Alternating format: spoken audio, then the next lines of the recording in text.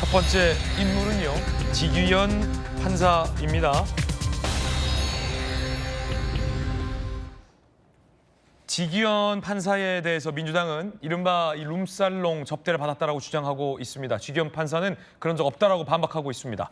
현장 점검도 있었다고 해요?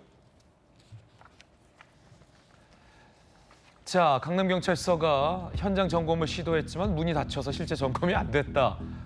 그렇군요. 간판 철거 영업 중단에 있다라는 얘기입니다. 지판사 본인은 부인하고 있고 민주당에서는 접대를 받았다라고 주장하고 있는 그런 상황입니다. 그 가운데 이준석 그 선대위에 있는 함익병 공동 선대위원장인가요? 함익병 원장이 이렇게 얘기했습니다.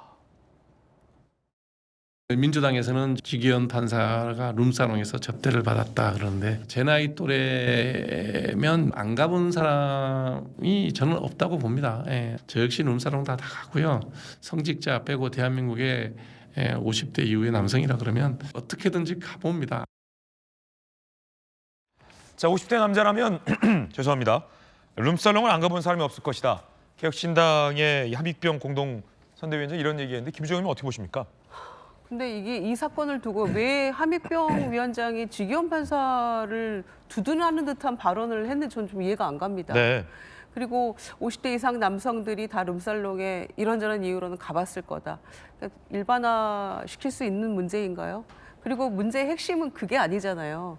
그러니까 이를테면 유흥업소건 뭐 어디에 갈 수 있겠죠. 그러나 판사 신분으로서 가는 것도 저는 부적절하다고 생각합니다만 갈 수 있겠지만 문제가 되는 것은 접대의 문제 아닙니까? 포커스가 논점이 엇나간 얘기를 하고 있는 거죠. 함익병 위원장은. 그러니까 갔는데 소위 지금 민주당에서 제보받은 걸로는 직무 관련성 있는 자로부터 100만 원, 200만 원대의 접대를 받았다는 거 아닙니까? 그것도 일회성이 아니고 여러 차례에 걸쳐서. 그러니까 이건 청탁금지법 위반이 될 수도 있고 또 내용에 따라서는 뇌물이 될 수도 있는 건데 본인은 내란 재판에 앞서서 본인의 신상 발언을 그렇게 하는 것도 굉장히 예외적이고 드문 일이고 부당한 그런 행동이라고 생각했습니다만 또 민주당에서 그래? 그러면 사진이 있는데 라고 내놓은 이후에는 오후에 속개된 재판에서는 또 아무 얘기를 안 했거든요. 그러니까 잘못된 행동에 대한 일관성마저도 없고 정확한 해명도 안 되고 있고 그러니까 대법원에서 지금 뭐 여기저기 업소도 가보고 관련자들 조사도 한다고 얘기를 하고 있는데 완전히 논점을 벗어난 이야기죠. 뭐 가는 게 보편적으로 50대 이상 남성들이 다 하는 일인지는 모르겠습니다만 네. 가서 부당하게 직무 관련자로부터 접대를 받았다는 여러 번에 걸쳐서 그 의혹에 대한 해명이 명확히 안 되고 있기 때문에 이런 사람이 이 내란죄 형사 재판을 계속할 만한 그런 자격이 있느냐, 재판의 어떤 공정성을 담보할 수 있느냐, 구속 취소라는 충격파를 국민들에게 안겨줬던 당사자로서 여러 가지 이제 문제 제기가 되는 거죠. 바로 그것이 문제인데 함익병 위원장은 완전히 그 논점을 벗어난, 논점이 이탈한 다른 문제를 하면서 왜 지규현 판사를 두둔하고 비호하고 나선 것처럼 보였는지 거기에 대해서 참 제가 매우 의아하고 잘못된 이야기죠, 분명히. 네. 김동훈 대변인 어떻게 보십니까? 네, 저도 함익병 저번에 저 룸사롱 50대 다 가봤다라는 적절치 않은 발언이다. 그리고 네. 지금 이 상황을 설명하는데도 별 도움이 안 된다라고 생각이 됩니다. 이 지금 사태의 핵심은 뭘까요? 바로 저 지규현 판사가 판사 시절에 오염된 판사였느냐, 그리고 오염된 그 판사가 오염된 판결을 내렸느냐라고 민주당에서는 주장을 하고 싶어 했을 겁니다. 그런데 저 세 장의 사진을 공개를 했는데 참 제가 보기에는 너무 허접합니다. 예, 실제로 저걸 갖고 많은 국민들이 그래, 지규현 판사는 윤석열 그 전 대통령을 석방한 아주 나쁜 판사야라는 것으로 그래, 저 사진만 보고 알 수 있을까요? 그리고 세상에 저렇게 룸사롱이라는 데를 세 명이 남성이 가가지고 저렇게 어깨동무하고 사진을 찍은 거는 이건 이치에 맞지가 않습니다. 저건 무슨 단합대회도 아니고요. 저럴 일 가능성은 제로입니다. 제가 확언을 드리자면은요. 그러니까 아마 민주당의 사진을 공개를 할 때도 되게 망설였다고 얘기를 해요. 이 사진은 이게 좀 더 다른 사진 뭐 없어? 좀 찾아봐라고 얘기를 했다고 제가 전언을 드렸는데요.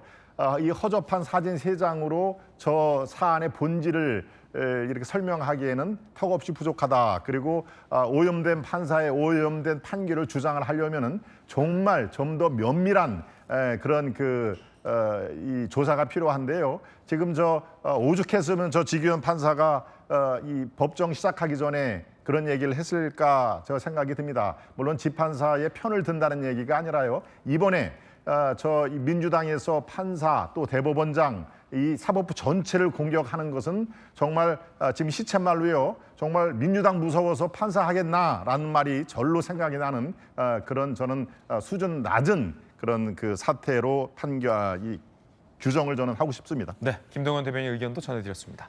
자, 두 번째 뜨거운 인물 보시죠. 민주당이 선대위 하루 만에 이 인물을 철회했습니다. 어떤 소동이었을까요? 함께 보시죠.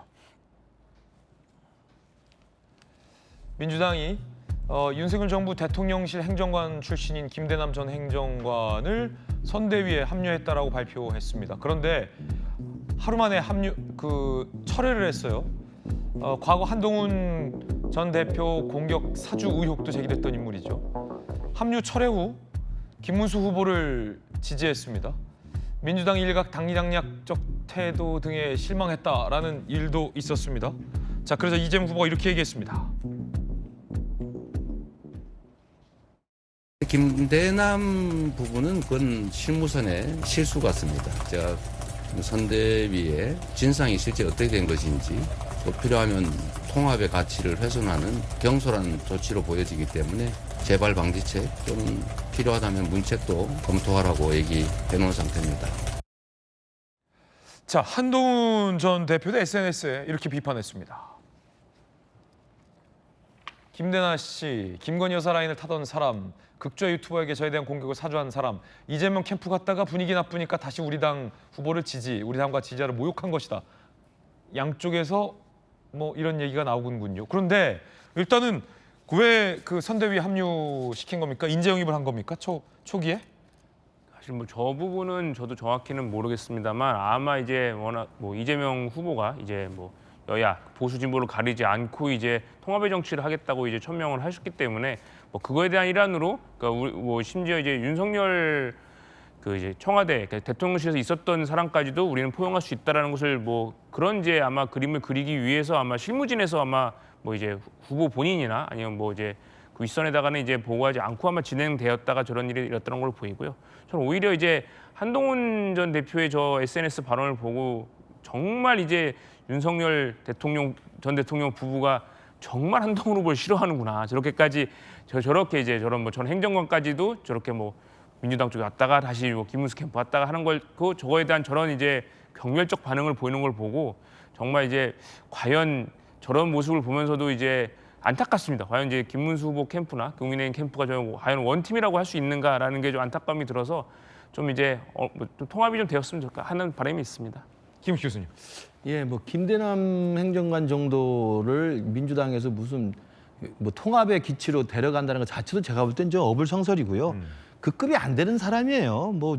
큰일 한 사람도 아니고 온갖 그 추문과 논란 속에 있었던 인물 아닙니까? 김건희 여사 라인으로 알려져 있었고 실제로는 아까 나왔던 것처럼 지난 전당대회 때는 나경원 당시 의원 캠프에 가 있었던 걸로 기억나는데 이 좌파 방송에다가 통화를 하면서 한동훈 좀 까줘라라고 했던 그런 조작 의혹도 있던 사람이고요. 그리고 그전에도 사실은 행정관 잠깐 하고 나와가지고 어디 그냥 예비 후보로 열심히 뛰어다니면서 사실은 온갖 많은 행정을 했던 분들이에요. 그러니까 저는 저런 분을 민주당이 무슨 큰 의미를 가지고 데려갔을지 저는 제가 볼 땐 제 발로 걸어갔을 가능성이 크다고 생각합니다.